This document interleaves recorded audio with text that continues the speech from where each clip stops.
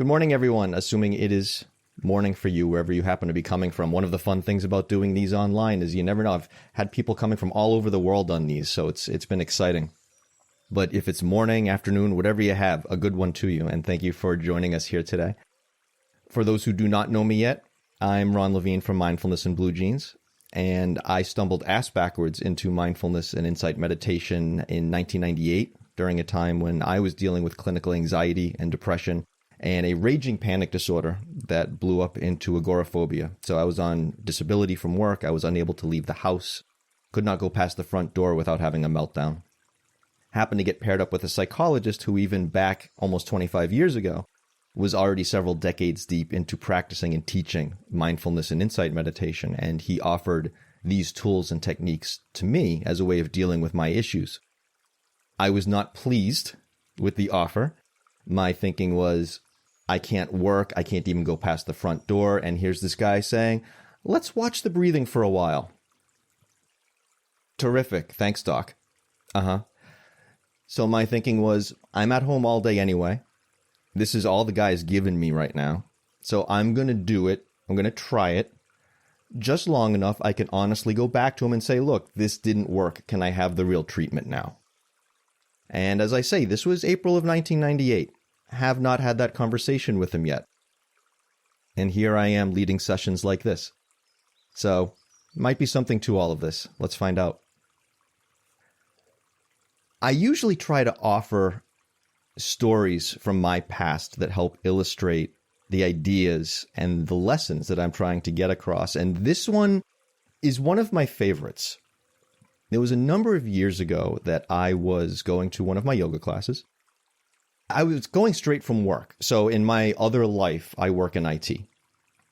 And I was going straight from work to yoga class. And I'd had a particularly stressful day and had some things that were coming up on my plate that were also stressful. Some things going on, projects that I had to deliver on, and so forth.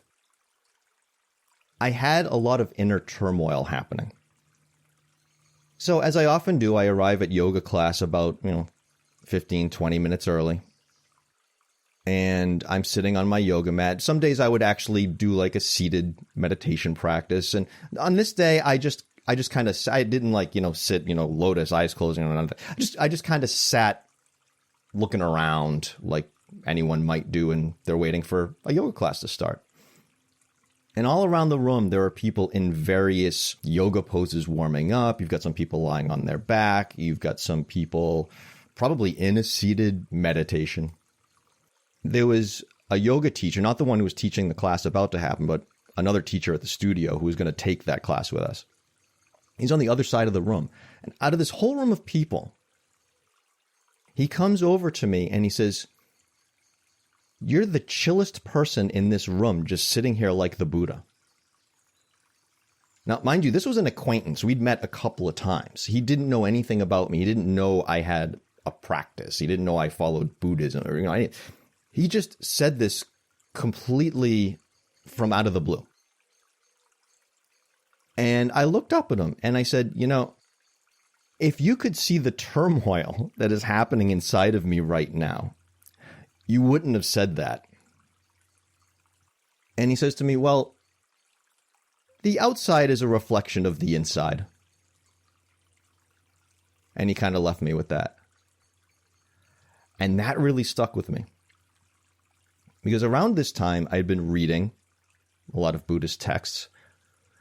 And there was a particular sutta that I came across that I'd seen a couple of times. And never really thought too much about it. And it goes like this.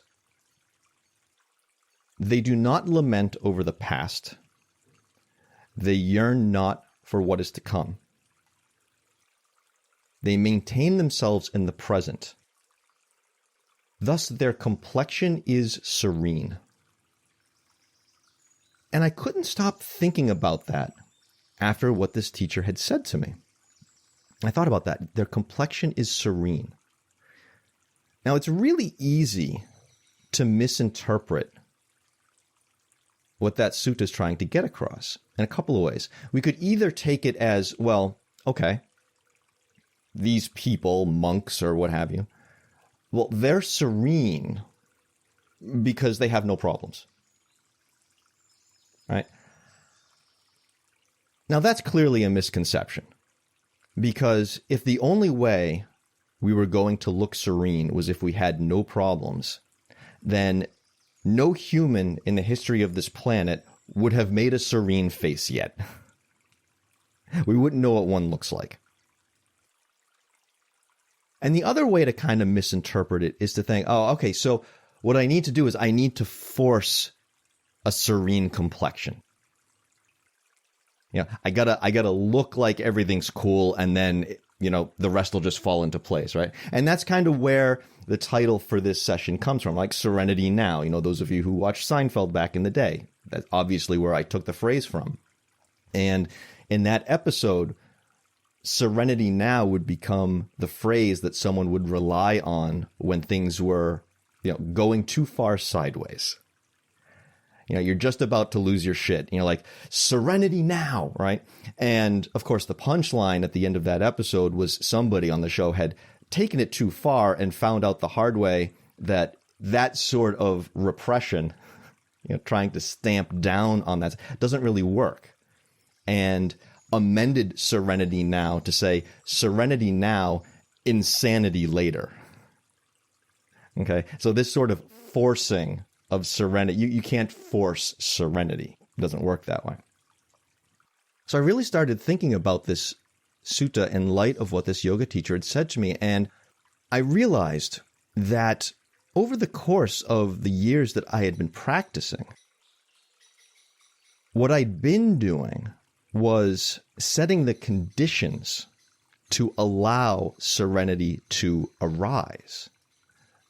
Now, how had I been doing that? Well, I had changed my relationship with turmoil. It's not that I wasn't experiencing the turmoil. I had just spent so many years practicing making space for the turmoil to be as it was, that I was now at a point where it could do what it needed to do to express itself internally, but was literally not spilling out into my complexion, apparently, based on what this unbeckoned comment said, right? And that's really what I think that teacher was driving at when he said the outside is a reflection of the inside, is that the outside was not reflecting that there was no turmoil on the inside. The outside was reflecting that I had learned how to manage turmoil on the inside. A complexion is not serene because we have no problems. A complexion is serene because we've learned how to manage the problems we have. It's not that everything is okay. It's that we can be okay with things not all being okay. So our outer appearance is simply a reflection of our inner capacity to relate to our problems in a skillful way. I'll say that again.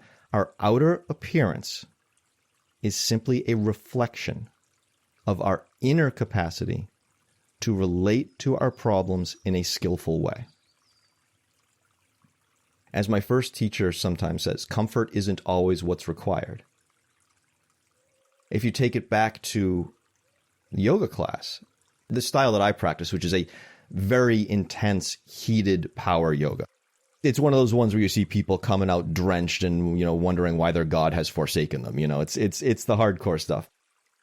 And one of the reasons that those of us who practice that style do so is that we are practicing finding the comfort in the discomfort.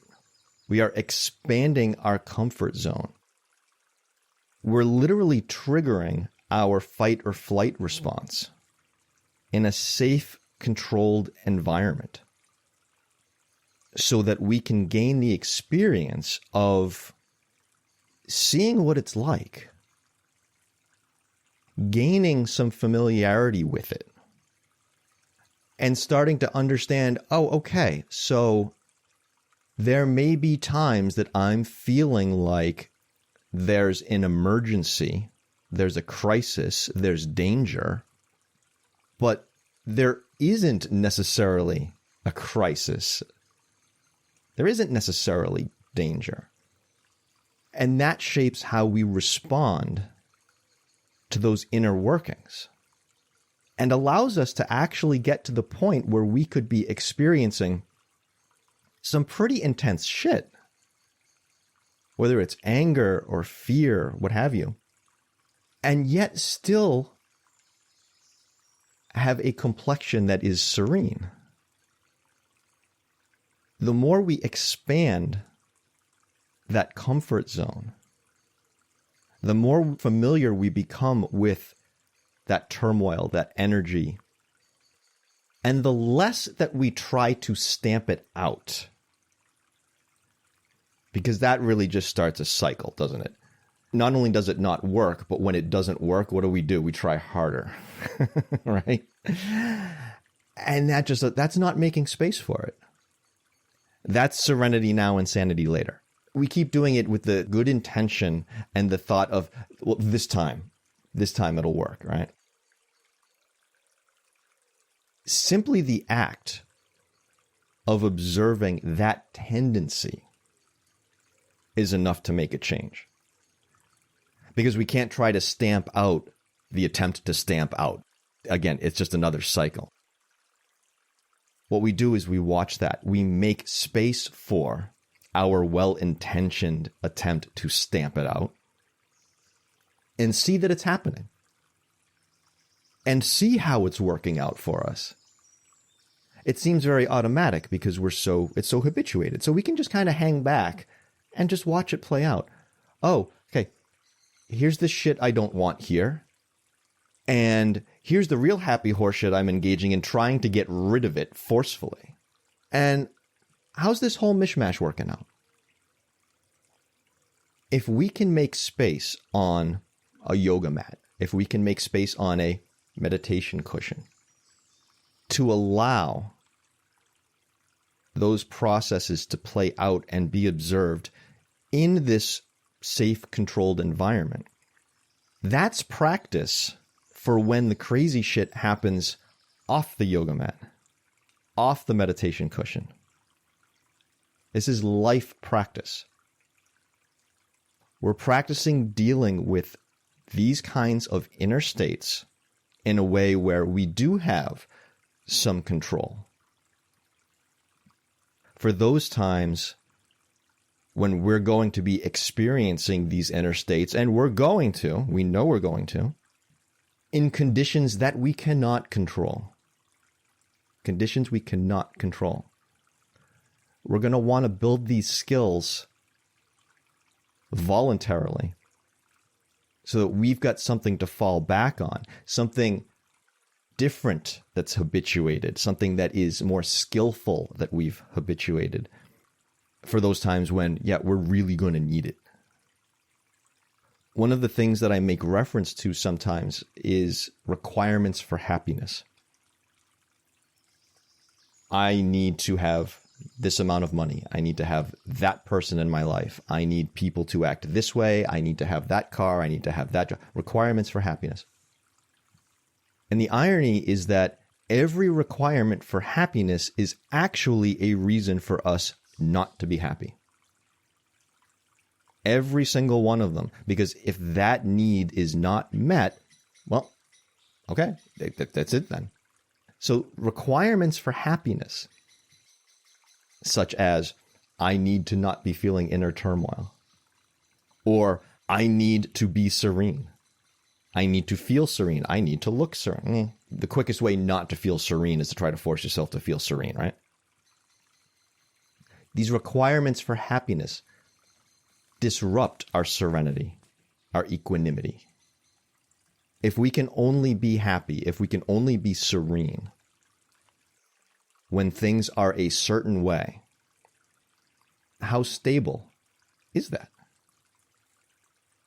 particularly when those things that we require to be a certain way are dependent upon other people, external situations, those things we have no control. Okay. I mean, good luck. You might feel happiness sometimes. Don't know how long that's going to last. And I'm not talking about the kind of happiness, this happily ever after sort of thing.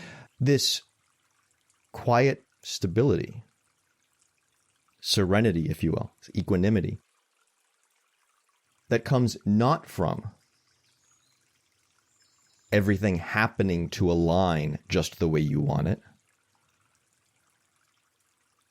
but from the ability to skillfully deal with things not aligning to the way you might prefer. And again, this always comes with the disclaimer of this doesn't mean that if something is wrong, you don't fix it. I'm not saying that. This isn't a passive laying down and whatever happens, well, that's just happening and I have to be happy with it. I have to be able to. It's not that. If a change needs to be made somewhere, I mean, this practice is all about clear seeing what's happening and how we're dealing with it. And part of that is, okay, I am clearly seeing a situation, and based on that clear seeing, I can discern what the right action here is. And if that's the case, you take the action, of course. But there are some times when there's no action we can take, no external action we can take. The only action we can take is the internal one of, okay, this shit's here and there's no choice. So what can I control? Well, I can control how I work with it. So like anything else, serenity is not a state. Serenity is a process. It's a process. And one of the most important things that I took from that yoga teacher who came up to me and said what he said in that moment when I was feeling so much turmoil was that holding it together doesn't always necessarily feel like holding it together. But it took a fair amount of practice to see that. So I want to do some practice with that today. And before we get started, I do see a comment where someone asked me to reread the sutta. So I'm going to read that as we get started here. So the sutta is, they do not lament over the past. They yearn not for what is to come. They maintain themselves in the present. Thus their complexion is serene. Let's sit for a bit. And the one cue I always give before we get started is, if you are in a seated position, to have your hips elevated higher than your knees if possible. Good for your posture and your breathing. If it's not possible right now, not a big deal. Something to keep in mind for the future. And I always like to begin by imagining that I am suspended from the ceiling by a string attached to the top of my head. It's a nice cue for sitting up straight without adding any extra tension. And if you are feeling some tension right now, that is completely fine. The same way we cannot force happiness, force serenity. You can't really force tension to leave. You can't force relaxation. It doesn't make sense. What we can do, if there is any tension, is simply notice, oh, there's some tension here. And that's quite enough.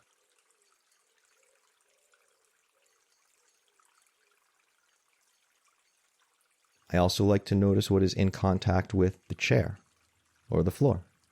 And notice that sense of grounding. Something is holding us up.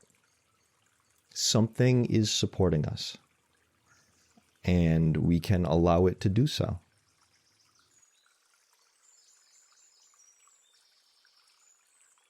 So let's take a moment to notice that grounding at the bottom. And the gentle lift at the top.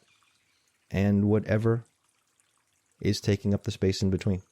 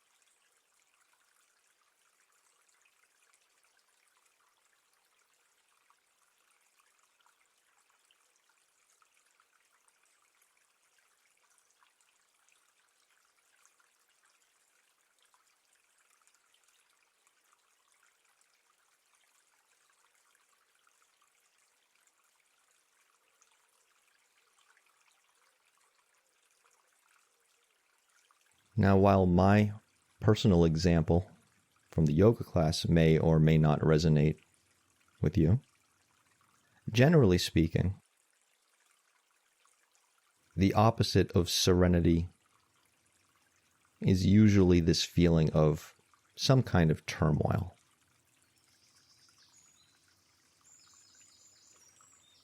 And turmoil is really just an active, if not agitated, kind of energy.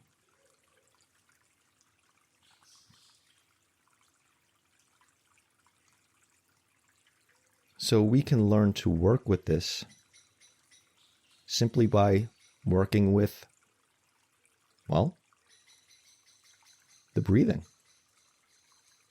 Breathing is energy. Good luck having any energy without it, right?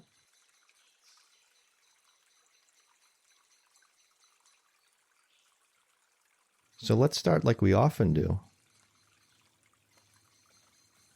by coming to the breathing and simply noticing it.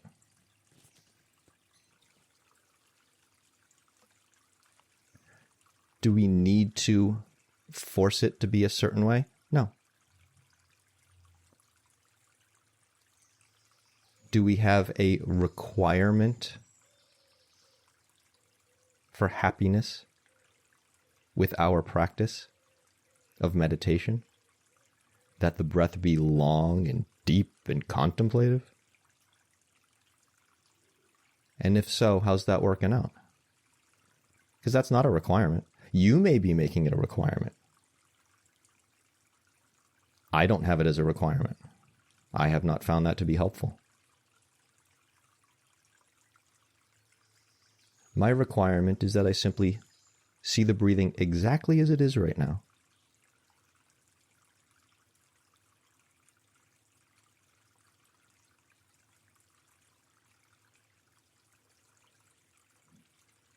And then when I notice I have fallen away from the breathing, perhaps gotten caught up in a thought stream, well, the requirement is I notice that and come back to the breathing.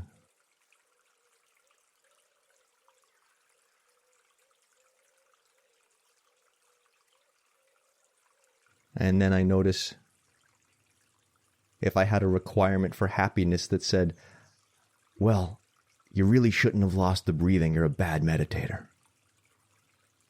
Oh, okay. Well, my requirement then is to notice that I had that requirement for happiness and come back to the breathing. Again, it's a process. We're watching the process. So let's take a couple of minutes and make some room for the breathing, exactly as it is. See what it's like when we don't interfere. And if you've been interfering with your breathing for so long you're not sure how to, which described me at one time, that's fine. Again, we're not trying to stamp something out. You don't have to try to force control over the control. Just notice, oh, I'm controlling the breathing because that's what I'm used to. And here's what that feels like. And watch that process.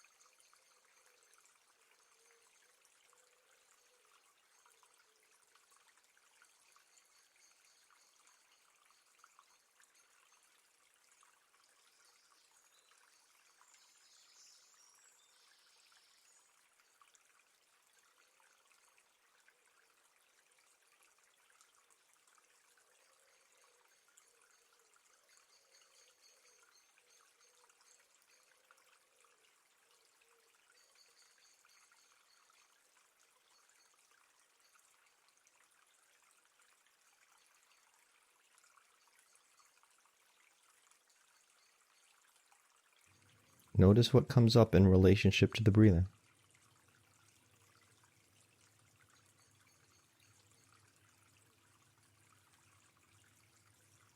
How we feel about it. Good? Bad? Neither?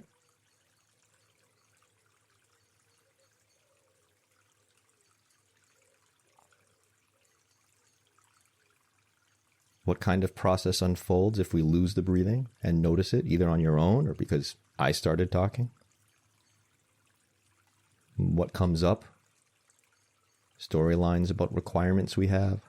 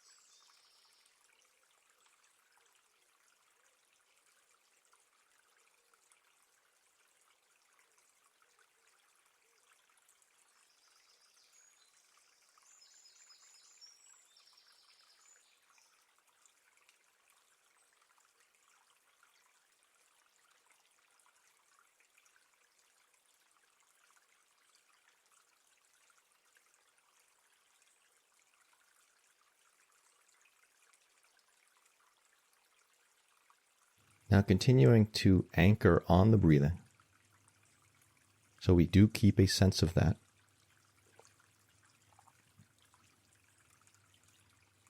Notice if there's a particular body part that is announcing itself, where you're feeling a particular amount of energy.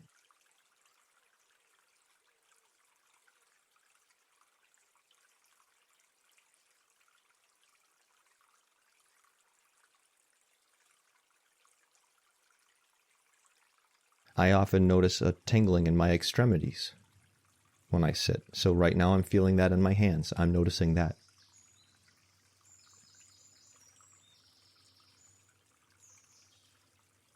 Staying anchored on the breathing. Notice the process of energy in that one spot. Again, process of energy. What it's doing, how it's moving, or perhaps how it appears not to be moving. Which doesn't mean that it's not moving. It is. We just may not be able to see it at a subtle enough level to perceive that just yet.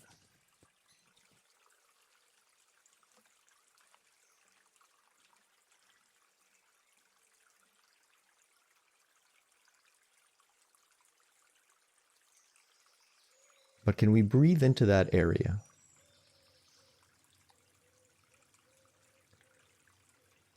If not physically, then psychologically. Obviously, I can't breathe into my hands. But anchoring on the breathing, I can bring attention to the sensation, my perception of those sensations.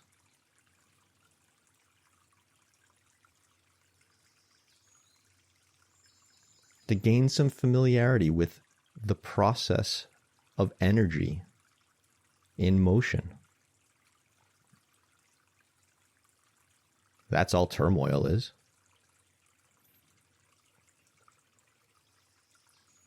So we're starting small. Let's take a few minutes with that.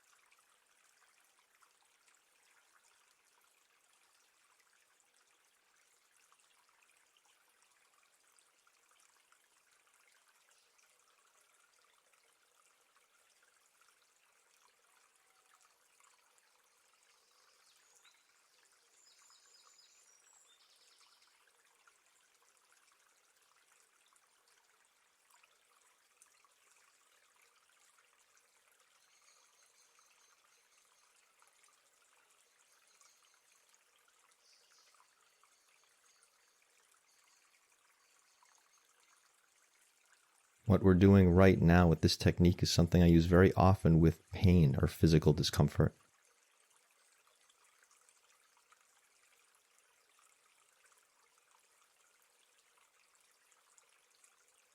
Similar to psychological discomfort, if we try to stamp out the pain, it somehow just solidifies it. It makes it seem static, monolithic. But I notice when I stop pushing against it, breathe into it, like, oh, this isn't static. There's a lot of movement here. There's a lot of activity, energy in motion, pulsation, increasing and decreasing in intensity, moving around. It's like, wow. Pain isn't a thing either. Pain is a process. It puts a whole new spin on things, doesn't it? Really drives home one of the Buddha's central teachings on impermanence. Anything that's a process, by definition, is changing. A rise is based on conditions, and when those conditions change, well, so do the things that they caused.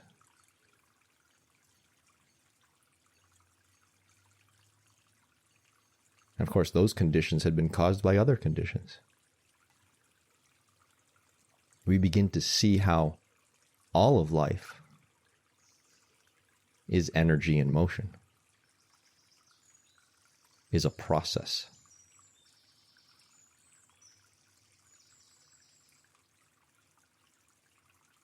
And how our serenity doesn't come from that process going the way we want necessarily.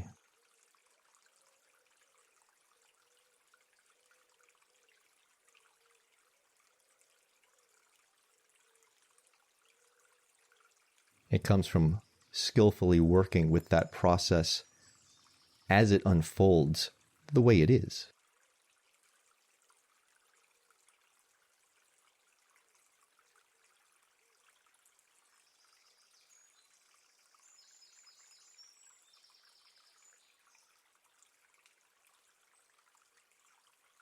Now, we've worked a little bit with the breathing in the body.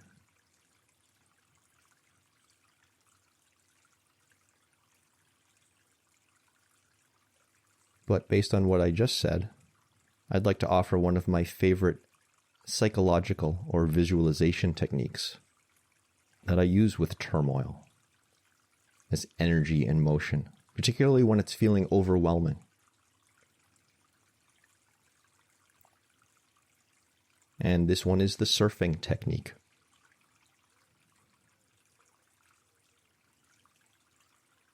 When I'm feeling very overwhelmed, too much turmoil, like I did that day on the yoga mat, the mental image I get is of being caught up in whitewater rapids without a boat, getting swept away by the current, going down for the third time, the whole bit. And I keep fighting against the current. And how's that working out for me? Well, not so good. Not so good. And then at some point, I stop fighting. Not so much because I've given up on life, but because I just see, you know what? That strategy's not working. Not working. It's a waste of my energy. So I'm going to try something else. And what's something else? Well, not that. And I discover that when I stop fighting, the energy, the turmoil of the water doesn't pull me down. It lifts me up. It carries me. Now, I'm certainly not in control of this violent water, but at least I'm not drowning anymore. I'm now kind of riding the waves. Like, okay, well, this is better. I'll take this over that other thing. And we just kind of ride the energy instead of trying to stop the energy. And again, it may not feel pleasant because we're not really in control of it, but it's still better than that other thing. And we gain some familiarity with the characteristics, the pacing, the feel of how that energy moves. We get a little better at balancing. And then at some point we get good enough that we can actually jump off onto the riverbank.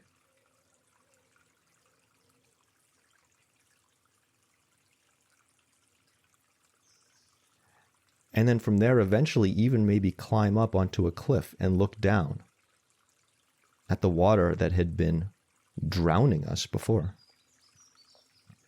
And it's not that the water's not there. It's not that the water's gotten any more calm. It's not that it's still not loud as hell. It's still there. We can still feel it, hear it, taste it.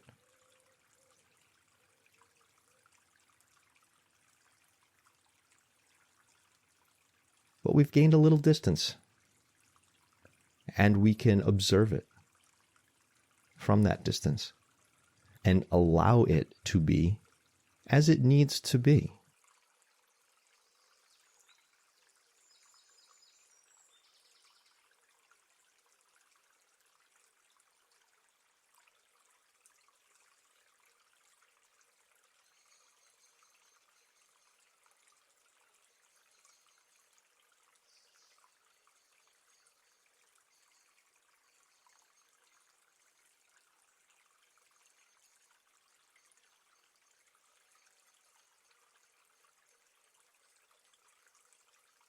So in time, we can take that technique we worked on with breathing into a particular body part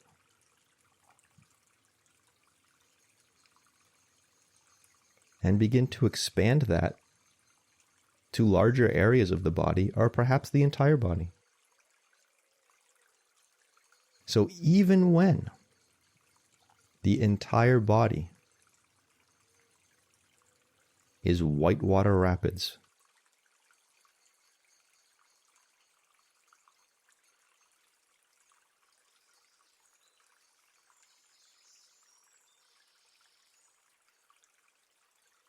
we can let it be whitewater rapids.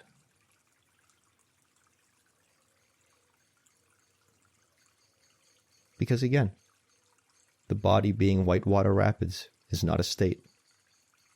It's a process.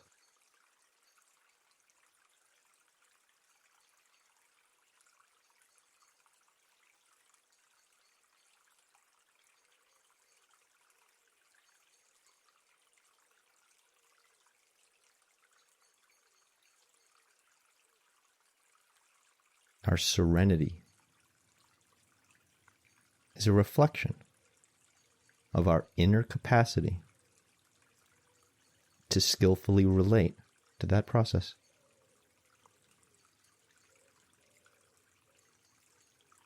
And we get there by practicing just like this.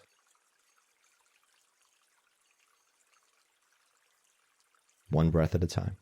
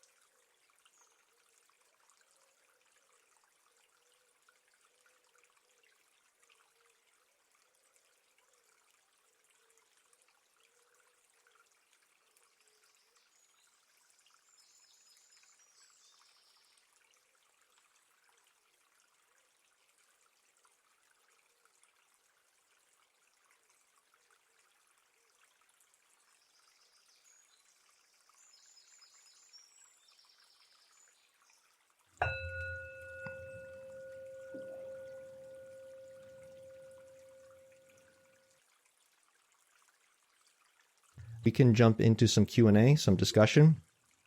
Hi, Chloe. Hi. So I feel a little confused about like the relationship between watching turmoil play out and watching the breath. Because I find when I sit and there's turmoil, what I've been doing is trying to let it go and come back to the breath. And I thought it was like valuable to practice letting go. But now you're also saying watch it play out. So I'm confused about what I'm watching. Great question. First thing that I would advise from my own experience, and this will probably fly in the face of a lot of what you'll hear in spiritual circles, which I've, for myself, found to be incredibly unhelpful. Stop trying to let it go. You can't try to let something go any more than you can try to relax or you can try to fall asleep. Letting go, falling asleep, relaxing, serenity, these are all parts of a process. And in what the Buddha would call a conditioned existence, where things arise from causes and those things become causes for other effects and so forth, what we're doing is changing the conditions. You can't force yourself to let something go, but you can set the conditions for that to arise. Ironically, one of the conditions you can set to allow letting go to arise is to stop trying to let go. Because what is trying to let go? Trying to let go is saying, well, I need to be over there to be happy. It goes back to that requirements for happiness. What's my requirement? Well, I have to let that thing go. Okay. So how do you let something go? How do you force yourself to let something go? I haven't found a way to force that. And if you do, please clue me in. In my experience, you're going to run into a vicious cycle where you're going to try to let it go, discover that trying to let something go doesn't work. Your requirement for happiness is unmet. So you're going to be upset about that. Then you're going to try harder. And you're going to run into that happy horseshit cycle. What has worked for me is simply watching that process, including the part of the process where I have that requirement that says I need to let that go. That's part of the process too. It's a well-intentioned and ultimately dysfunctional part of the process.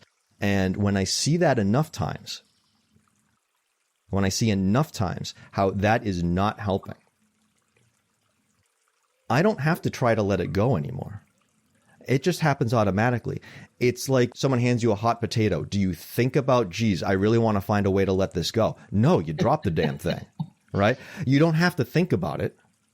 You drop it. I've really found it to be the same thing psychologically.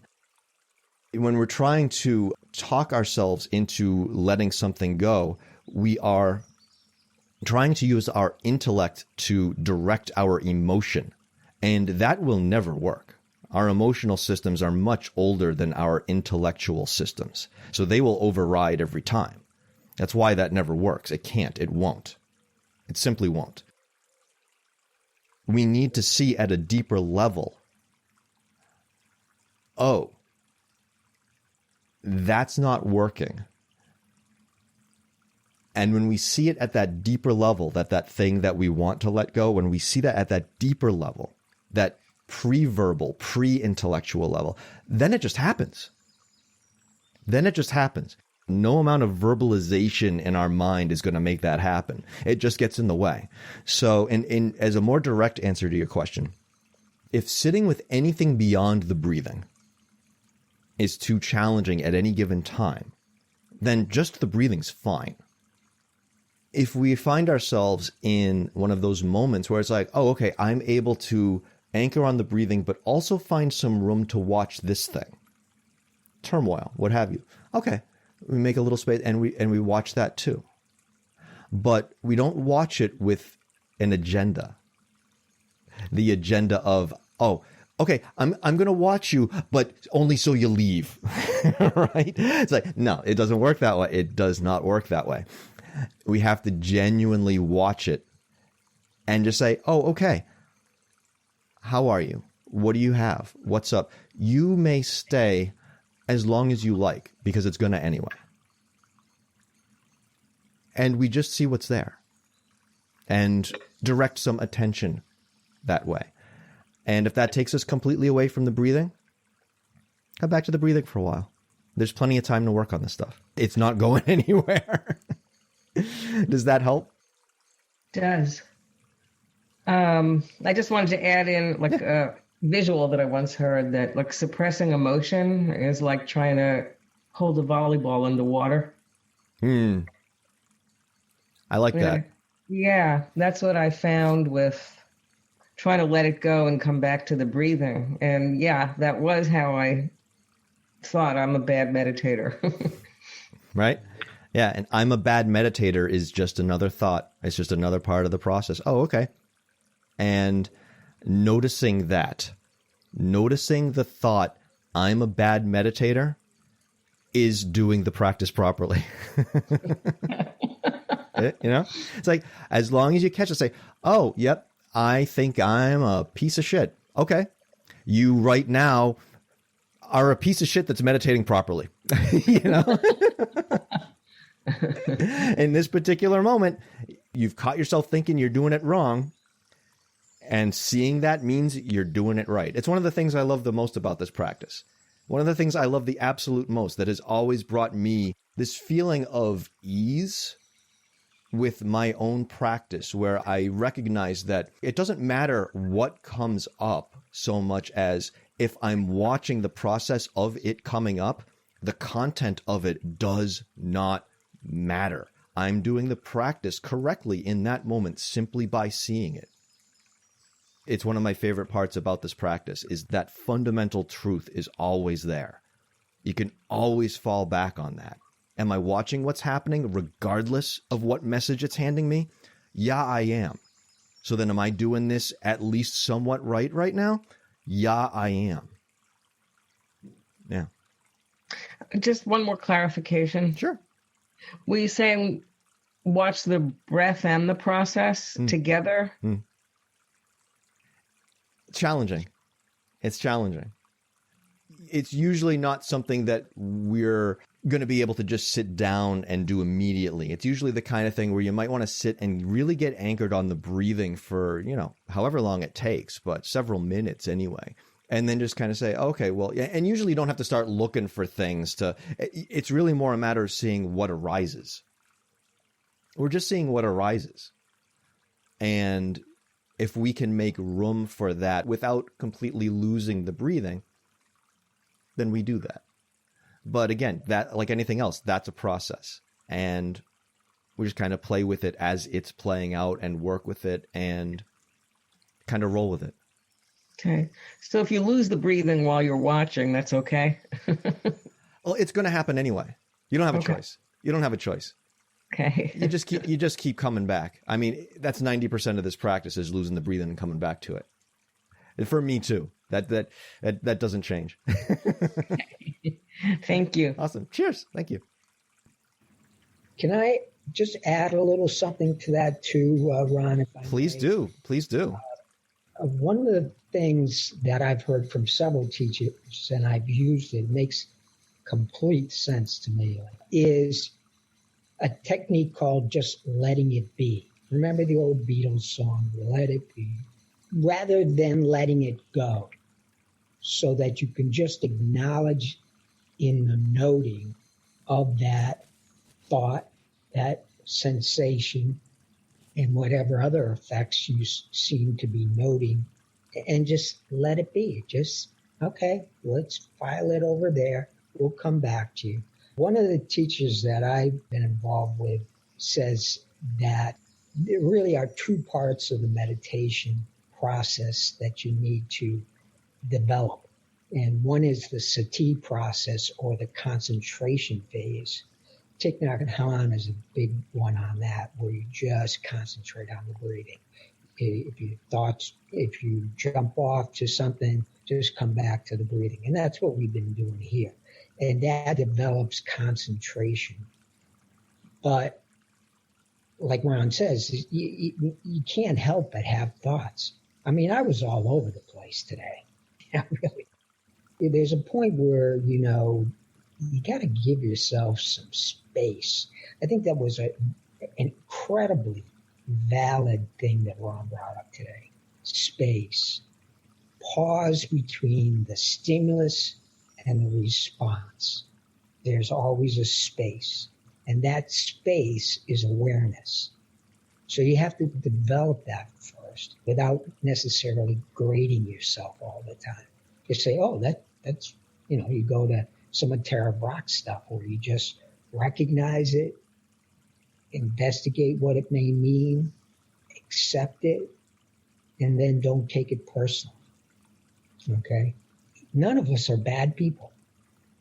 None of us are exactly good people either. Those are just concepts. Okay? We're somewhere in between, and, that's what the Buddha professed was, don't go to extremes, So that's it for now, my friend.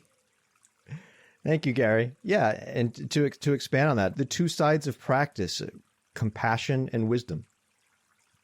We're gaining the wisdom to see, okay, what is working and what's not working? What's skillful and what's not skillful? What's causing me suffering? What's alleviating the suffering? We're gaining that wisdom, but we can't really gain that wisdom without having the compassion for the process, which is all part of us, right? As Gary said, to be. The wisdom and compassion, they go hand in hand. You can't really, the Buddha himself said, you're not going to get to liberation with just one or the other. You really need both of them. And it's not like first you get one and then you get the other. I mean, these things have to develop. They help each other develop. They're symbiotic. So that was a great way to put it. Thank you for that. Cheers. Hi, Christine. Hi. I'm just wondering if there's just something about people who tend to be slightly more anxious or more artistic. I don't know. But they all seem to be, I don't know if they slip into denial more easily, or maybe they do the Serenity Now and Insanity later.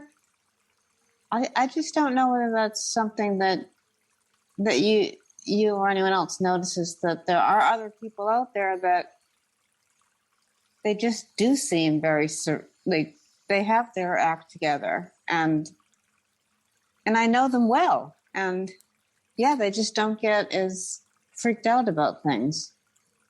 And I think, well, I've got to spend hours constantly working on trying to learn how to cope with things. Maybe they just learned how to cope differently, but they tend to be more nothing's really happening. I'd be shocked if what you just said didn't resonate with someone else on here. In fact, I know what you said resonated with at least one other person on here, because that's me. There's a few different ways that I could take this, and I'll do two of them that are pretty brief. One is, how's that working out for you?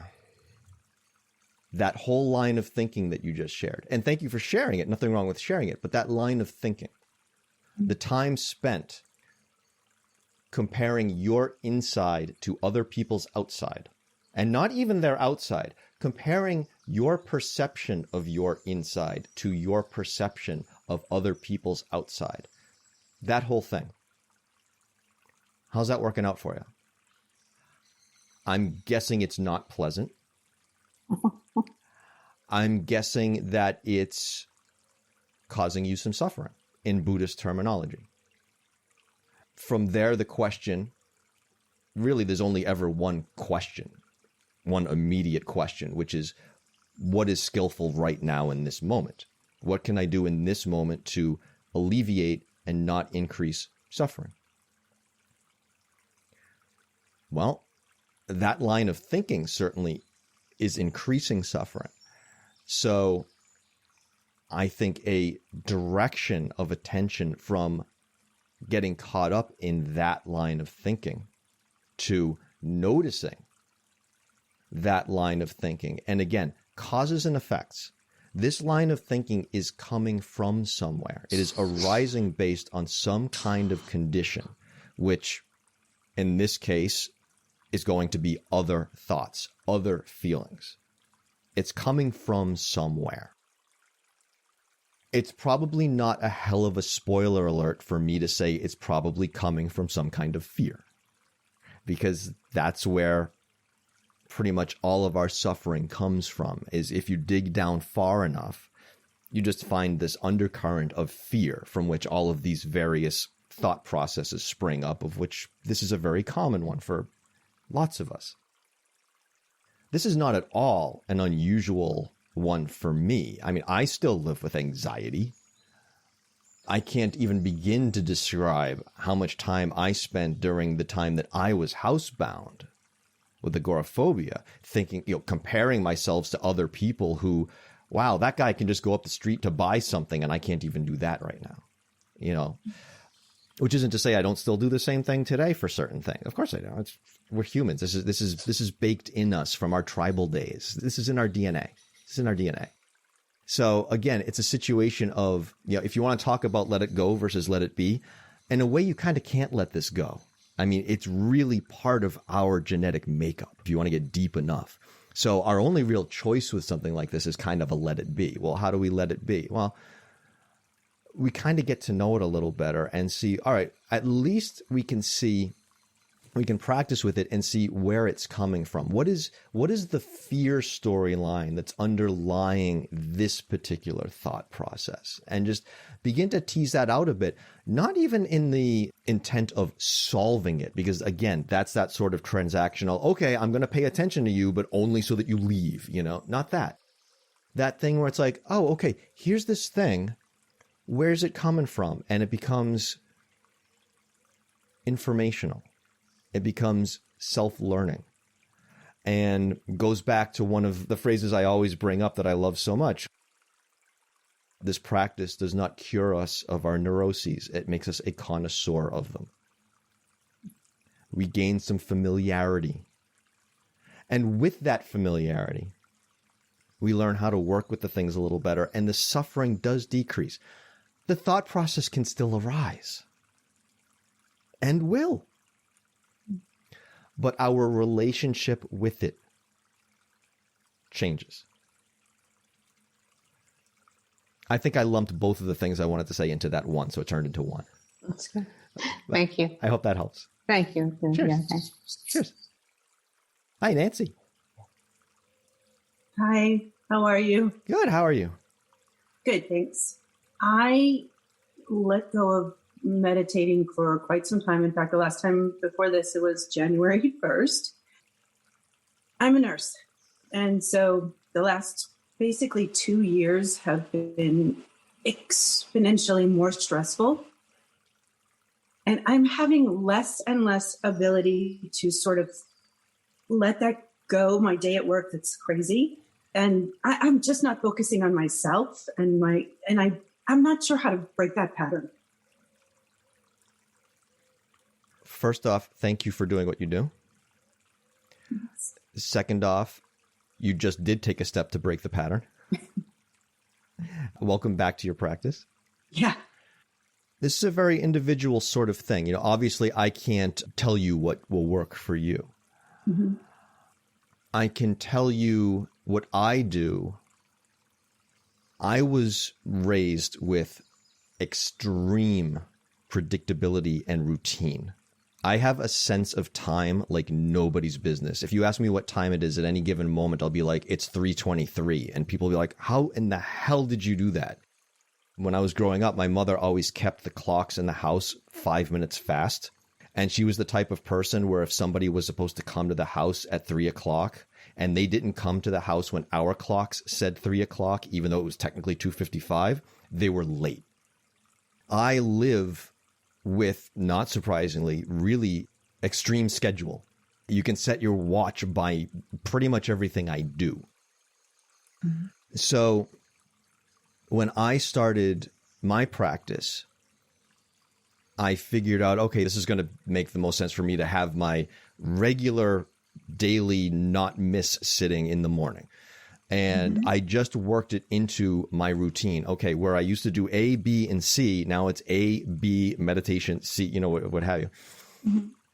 If you have somebody who is terrible with schedules, that sort of thing may not work with them. So we need to find a way that's going to work with the way we already are, something that we incorporate into our lives, the way that we already sort of handle things, rather than trying to shoehorn something in a way that just wouldn't work out, whatever it was, whether it was meditation or what have you, trying to shoehorn it in a way that just isn't going to work. The other thing, this is one of the really handy things about this practice, and again, is one of those things that was very important to me and brought me to my practice in a way that was a little different for a lot of people. Most people, when they come to this practice, they're looking for a way to disengage. They're looking for a way to unplug from life for a while, which is not what this practice is about. It's quite the opposite. As I was saying, like at the beginning, about we're practicing on a yoga mat, we're practicing on a meditation cushion for life off of those things. And I was particularly, lucky, if you will, in that when I started practicing, it was because I was housebound with agoraphobia. So I came at this practice with the mindset of I'm using this to get back into life again.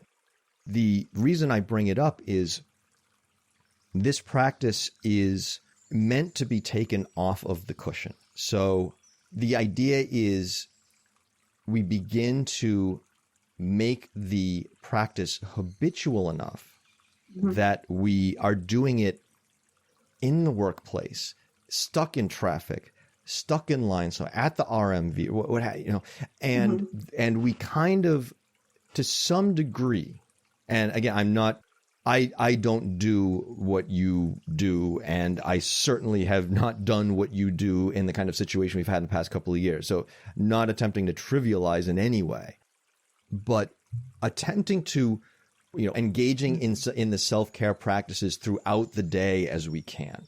And that's not to say that you may need to make actual changes in, if you're becoming too overwhelmed and it's affecting your health, and so there may be external changes that may need to be made. But as far as what I can offer from my own experience is developing the habits in a way that will work for your way of living, like with me, with scheduling and so forth, in such a way that you can help this sort of bleed into other parts of life. Does that help? Yes, because, and one of the reasons I am back to meditation is because I feel like I do need more of a structure with me as the focus instead of everybody else. Yeah. There's a nice side effect that comes from that. There's that old joke that says, if you have time, you should meditate for 20 minutes a day. If you don't have time, you should meditate for an hour. Yeah. That's one of the benefits of making the time for a practice like this, is that, because again, it's all about clear seeing. One of the things that we gain is this clarity, which will sometimes point out to us very clearly changes that need to be made that we wouldn't have otherwise seen. Agreed, because I guess I just feel so very depleted, and like I'm not able to just give back as much as I did before, because there's just exhaustion, And you may not be able right now to give back as much as you did before, because that's a requirement for happiness that I'm hearing right there. Oh, I need to be able to give back what I gave before. Do you? You may have a good intention that says, oh, yeah, and that is well-intentioned, but how's it working out?